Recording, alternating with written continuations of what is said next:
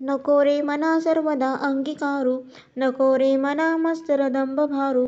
मना क्रोध जो खेदकारक असतो आणि काम वासना ही नाना प्रकारे विकारी असते, त्याचा अंगीकार करू नकोस आणि मत्सर भोंदगिरी यांना देखील जवळ करू नकोस.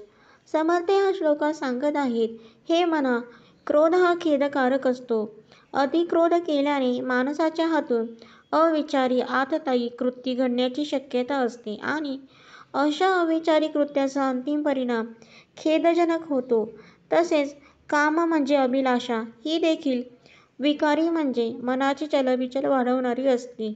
अर्थात क्रोधापासून किंवा कुठल्याही गोष्टींची इच्छा, अभिलाषा धरण्यापासून मनुष्य प्राण्याला संपूर्णपणे आणि नेहमीच सुटका मिळणे अशक्यप्राय असते. किंबहुना थोड्या प्रमाणात या भावना स्वाभाविक आहेत. फक्त हे मना, या भावनांचा सदा सर्वदा म्हणजे अगदी पदोपदी अंगीकार करू नये.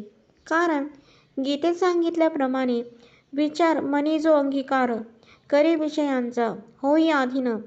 अधीनता मग जने वासना. रागातून जन्मतो मोह. जो करी स्मरण न राहस. विस्मरणाने बुद्धी फिरे तदनंतर हो नाश. समर्थ याच्या पुढे सांगतात की मत्सर, हेवा, दंभ म्हणजे ढोंग हे देखील अति नुकसानकारक असतात, म्हणून ते कधीही मनात जोपासू नये. मना बोलणे नीच शोषित जावे, स्वये सर्वदा नम्र वाचे वदावे. मना सर्व लोकांसी रे नेव पावे. हे मना, तुझ्याकडे नेहमी धाडस, धैर्य असायला हवे आणि कोणी दूषणे दिली असल्यास ती सोसायची ताकद असायला हवी. आपण नेहमी नम्र भाषेत बोलावे आणि तसे बोलून लोकांचे समाधान करावे. या श्लोकात समर्थ समजावत आहेत की हे मानवा, श्रीरामांचा अनंत मार्ग अनुसरायचा असेल तर मनात सर्वप्रथम असीम धैर्य असणे आवश्यक आहे. संसारात वेगवेगळ्या प्रसंगांना धाडसाने तोंड देतो. तसेच धाडस म्हणजेच धैर्य हे परमार्थाच्या मार्गाने जाण्यामध्ये देखील काही अडचणी आल्या तर त्यांना तोंड देण्यासाठी, त्याचे निराकरण करण्यासाठी मनामध्ये असले पाहिजे.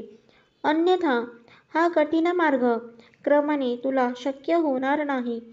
या परमार्थ साधनेच्या मार्गात कोणी चेष्टा केली, अयोग्य शब्दांनी तुझा पाना उतारा केला तरी तू ते सहन करून त्याच्याकडे डोळेझाक केली पाहिजे.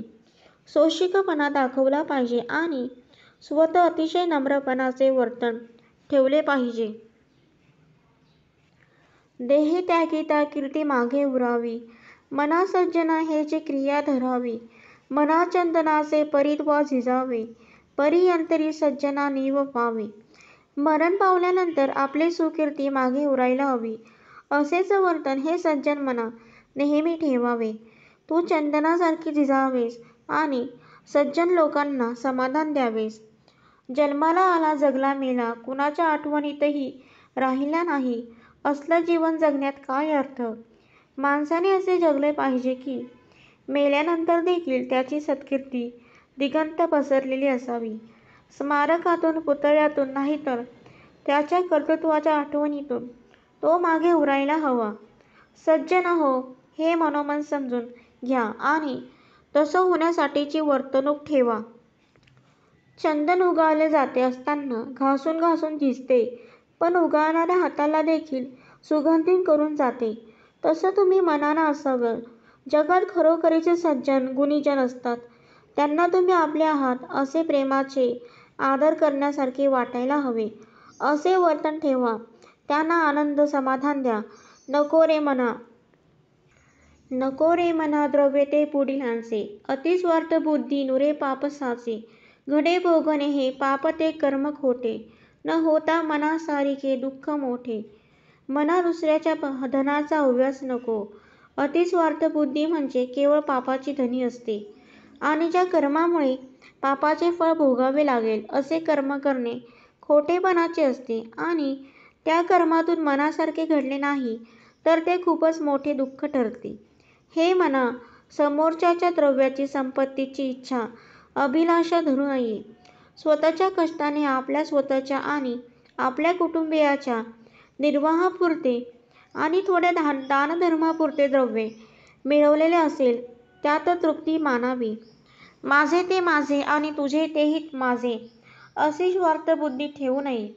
अशी स्वार्थबुद्धी, अशी अयोग्य अभिलाषा पापकारक आहे आणि ज्याच्यामुळे तुमच्या गाठी पापच साठेल आणि त्याचे दुष्परिणाम या जन्मात किंवा पुढच्या जन्मात केव्हा ना केव्हा तरी भोगावे लागतील.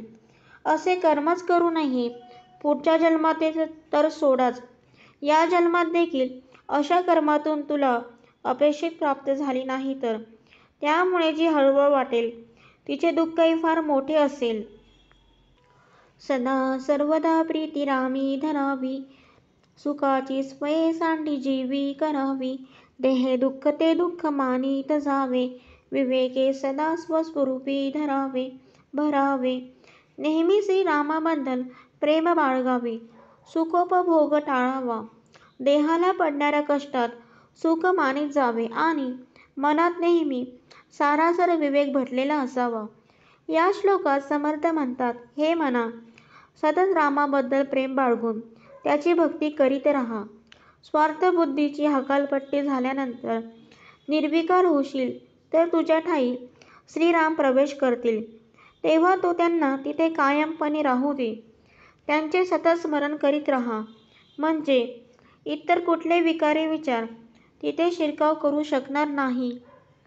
अशा अवस्थेत ऐहिक सुखाचे तुला विस्मरण होऊ लागेल. कदाचित तू विचलित झालास आणि अशा ऐहिक सुखाची आसक्ती निर्माण झालीस तर तू स्वतः निधानपूर्वक तिला टाळ.